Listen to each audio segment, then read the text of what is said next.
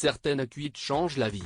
En 2011, celle de Sophie Triltved va lui faire prendre un tournant décisif. L'étudiante suisse de 18 ans est alors en première année à l'université de Warwick, en Angleterre. Studieuse, elle passe ses journées et une partie de ses soirées à potasser ses cours. Étudier en Angleterre avait toujours été un rêve, mais j'avais beaucoup de travail et, quand je suis partie en vacances, à Noël, j'avais l'impression de ne pas les avoir méritées, raconte la jeune femme. Pour se changer les idées, elle accepte d'aller à une soirée déguisée. Thème imposé, les vêtements faits de briques et de broc. En manque d'inspiration, Sophie a une idée saugrenue au moment de quitter son appartement. J'ai aperçu un vieux téléphone accroché au mur et j'ai eu l'idée d'arracher son cordon en spirale et de m'en servir comme élastique dans mes cheveux, raconte Sophie. C'est le lendemain matin que la jeune femme va avoir, comme elle le dit elle-même, une idée lumineuse. Au début, personne ne croyait au potentiel de notre produit. Je me suis réveillée avec la gueule de bois, reconnaît-elle. Mais sans la tête à l'envers qui l'accompagne habituellement. Ni nœud ni bosse dans ma coiffure. Mes élastiques improvisés ne me tiraient pas les cheveux restés bien lisses. Convaincue de tenir un filon, Sophie fait appel à son petit ami, Félix Safa, 19 ans. Les amoureux se lancent dans l'aventure avec leurs propres deniers.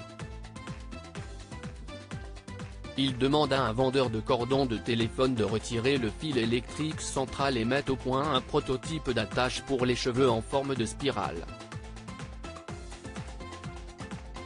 Mais le résultat n'est pas vraiment à la hauteur de leurs attentes. Le premier prototype était tout simplement horrible, raconte Sophie avec un grand sourire. Mais en dépit des moqueries, le couple persévère. Au début, personne ne croyait au potentiel de notre produit.